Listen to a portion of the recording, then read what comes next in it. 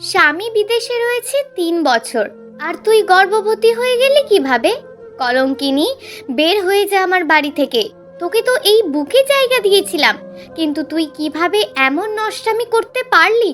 আমার ছেলে আজকে 3 বছর বিদেশে আছে, আর তুই নিজের পেট বাঁধিয়ে বসে আছিস। শাশুড়ি সারার গালে চড়ের ওপর চড় লাগাতে লাগাতে কথাগুলো বলল, কিন্তু ওর যে উত্তর দেওয়ার ভাষা নেই। কি জবাব দেবে ও? যেই মানুষটা তার বুকে ঠাঁই দিয়েছিল, তার সাথেই তো বেইমানি করা হয়েছে। বল, তোর পেটে এই পাপ কার? আমাদের খেয়ে আমাদের পরে কার পাপ তুই নিজের গর্ভে ধারণ করে রেখেছিস? নাসরিন বেগম সারার চুল ধরে কথাগুলো বলল। তুই বল, কোন জিনিসের অভাব রেখেছি আমি? বল, তুই তুই কি সুখী ছিলি না? জবাব দে আমাকে। এত বড় অন্যায় কিভাবে করলি?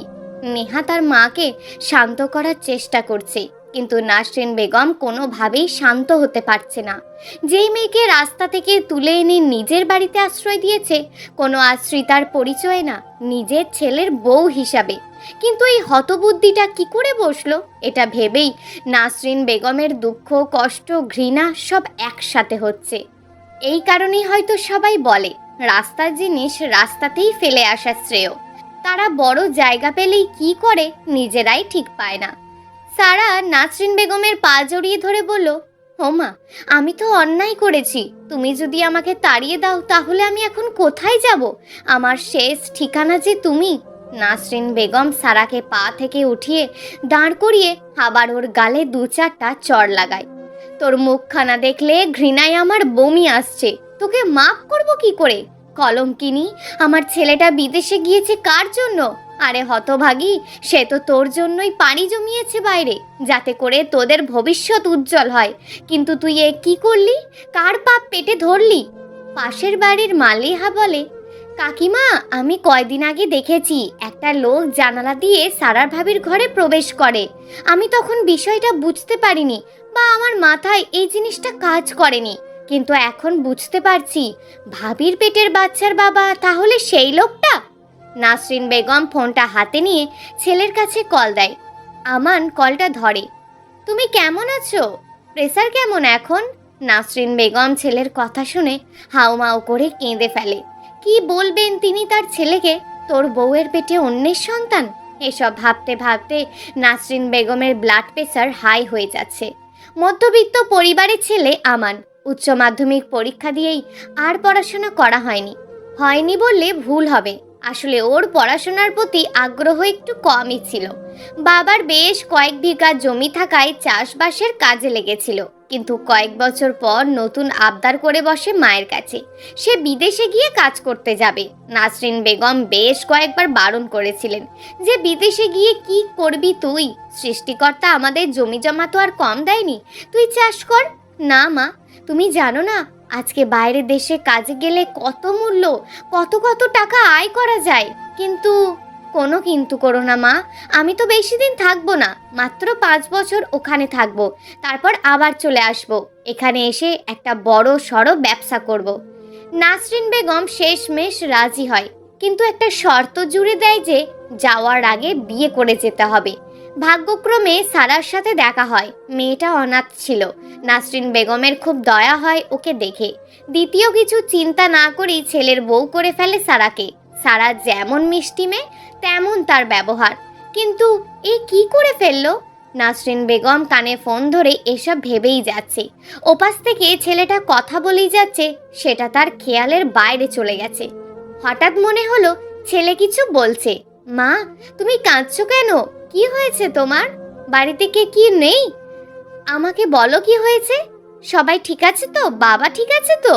নাসরিন বেগম আঁচল দিয়ে নিজের মুখ চেপে রেখেছে। কান্নাটা থামানোর বৃথা চেষ্টা চালিয়ে যাচ্ছে, কিন্তু কোনোভাবেই কান্না বন্ধ করতে পারছে না। বাবারে, আমাকে মাফ করে দিস, আমাকে মাফ করে দিস। আমি মা হয়ে তোকে বিপদের মুখে ফেলে দিয়েছি। কোন বিপদের মুখে ফেলেছো মা?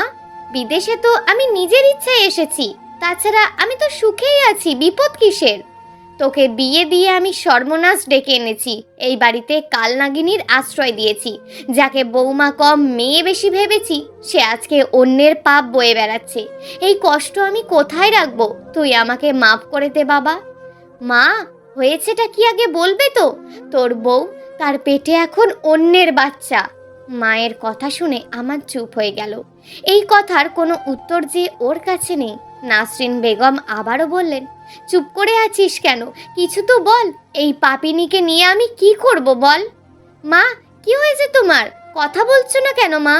নাসরিন বেগম ছেলের সাথে কথা বলতে বলতেই অজ্ঞান হয়ে যায়। সারা তাড়াতাড়ি করে নাসরিন বেগমের কাছে গিয়ে মাথাটা কোলে তুলে নেয় আর বলে, মা, কি হয়েছে তোমার? মা, তুমি আমাকে কলঙ্কিনী বলো, অন্য কিছু থাকলে সেটাও বলো, আমার মুখে লাথি মারো, কিন্তু আমাকে দূরে সরিয়ে দিও না। কথা বলো না মা।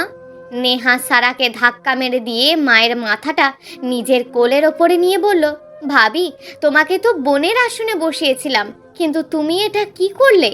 ভাইয়ার ভালোবাসা, আমাদের বিশ্বাস, সব কিছু চূর্ণ বিচূর্ণ কিভাবে করে দিতে পারলে? তোমার ওই মুখ দেখলেও আমার ঘৃণা হচ্ছে, জাস্ট ঘৃণা হচ্ছে। সারা কাঁদতে কাঁদতে বলল, নেহা, এমন বলো না। আমার শুরুতেও তোমরা আর শেষেও তোমরা। ও, শুরুতে আমরা আর শেষটা আমরা, মাঝখান দিয়ে তুমি অন্য কারোর, তার শয্যা সাথী। নেহা, তোমার পাপি মুখে আমার নামটা নিও না দয়া করে। তোমার মুখে নিজের নামটা শুনলে আমার সারা দেহ গুলিয়ে উঠছে। আমি কি এতটাই পাপিষ্ঠা? তুমি কতটা পাপিষ্ঠা সেটা জানো না? তুমি কি বুঝতে পারছো না কতটা পাপিষ্ঠা তুমি? নেহা, বোন আমার, আমার কথাটা একটু শোনো, মাকে একটু ধরতে দাও। সারা হাউমাউ করে কাঁদতে লাগলো। এমন ভুল ও কিভাবে করে ফেললো নিজেই বুঝতে পারছে না। এই সমাজে সে এখন স্বীকৃতি পাবে কলঙ্কিনীর। না না, তোমার কোনো কথাই শোনা হবে না। আমার মা যদি মরেও যায়, তবেও তোমার হাতে স্পর্শ আমার মাকে পেতে দেব না। তোমাকে হাত জোর করে বলছি, তোমার ওই পাপিষ্ট মন, পাপিষ্ট দেহ নিয়ে এই বাড়ি থেকে বের হয়ে যাও। আজ মাকে তুমি না হয় অজ্ঞান দেখেছো, কালকে আমাকে তুমি মরা দেহে দেখতেও পারো। তোমার মতন কলঙ্কিনী মেয়ের সাথে একই ছাদের নিচে আমার পক্ষে থাকা সম্ভব না। সারা কাঁদতে কাঁদতে কথা বলার অবস্থাতে নেই, তবুও কষ্ট করে বলল, না না, আমার মতন পাপিষ্ঠা কলঙ্কিনীর কারণে তুমি কেন আত্মহত্যা করবে? তার চেয়ে আমি বরং এই বাড়ি ছেড়ে চলে যাচ্ছি। তুমি ঠিকই তো বলেছ, নষ্ট একটা মেয়েকে নিয়ে এক বাড়িতে এক ছাদের নিচে আসলেই থাকা যায় না। আমি বাড়ি থেকেই চলে যাচ্ছি, আর কখনো আসবো না। আমার মতন কলঙ্কিনীকে নিয়ে আর কোনো কথা শোনা লাগবে না তোমাদের। নাসরিন বেগমের মাথায় নেহার কোলে, আর সারা ঠিক তারই পাশে বসে আছে। সারার শেষ কয়েকটা কথা নেহার একেবারেই সহ্য হয়নি। ওর যেন মনে হয় সারা ওকে ইমোশনাল ব্ল্যাকমেল করার চেষ্টা করছে, তাই রাগে রাগে সারার গালে কয়েকটা চড় বসিয়ে দেয়। বয়সে ছোট একটা মেয়ের হাতে সারা চড় খেয়ে একটুও অবাক হলো না সারা, কারণ এটাই যে ওর প্রাপ্য ছিল। পাপের ফল ভোগ করাই লাগবে। নেহা প্রতিবেশী দু একজনের সাহায্য নিয়ে নাসরিন বেগমকে খাটের উপর শুইয়ে দেয়। সারা এখন চুপ করে বসেই আছে এক জায়গাতে, শূন্যে দৃষ্টি নিক্ষেপ করে আছে। চোখ দুটো যেন কোনো ঝর্ণাধারা হয়ে গেছে, থামার নামই নেই। আজকে এই বাড়িতেই শেষ দিন সারার। ভাবতেই বুকের ভিতর মোচড় মেরে উঠছে। যে মানুষটা সারাকে সম্মানের সাথে ঘরে তুলেছিল, তিনিই আজকে ছি ছি করে বিদায় করে দিচ্ছেন। নিয়তি বড়ই অদ্ভুত, কখন কার সাথ দেয়, কার সাথে বেইমানি করে কেউ জানে না। আজকে নিয়তির কাছে পরাজিত হয়ে গেছে সারা। পাপের ফল ভোগ করতেই হবে। নিজের সমস্ত কাপড় চোপড় গোছগাছ করে অন্তিম বিদায়ের জন্য নাসরিন বেগম আর নেহার কাছে গেল। নেহা, আমি চলে যাচ্ছি, ভালো থেকো। মাকে ভালো করে দেখে রেখো। মা যেন কোনো চিন্তা না করে, যেন ভাবে আমি একটা বাষ্পীয় পদার্থ, সময়ের সাথে সাথে আকাশে মিলিয়ে গেছি। নেহার খুব ইচ্ছে করছে প্রিয় ভাবিকে বুকে জড়িয়ে নিতে, কিন্তু অদৃশ্য শক্তির কাছে সে আজকে বাধা পড়ে গেছে। সারার দিকে ভালো দৃষ্টিতে তাকানোর ইচ্ছা হলেও মস্তিষ্ক বলে দিচ্ছে ও নষ্টা মেয়ে। নেহাকে চুপচাপ থাকতে দেখে সারা বলল, আমাকে একটাবার মাকে ছুঁয়ে দেখতে দেবে নেহা? নেহা সহজ গলায় বলল, না। সারা শেষবারের মতো নিজের সংসার, নিজের স্বর্গ দেখে বিদায় নিয়ে বাসা থেকে বের হয়ে গেল। হাতে একটা ব্যাগ, তাতে হয়তো কয়েকটা পোশাক। গন্তব্যহীনভাবে হেঁটে চলেছে। সারা কোথায় যাবে, কার কাছে সাহায্য চাইবে, কিছুই বুঝতে পারছে না। আজকে সারার হাঁটার কোনো শেষ হবে না।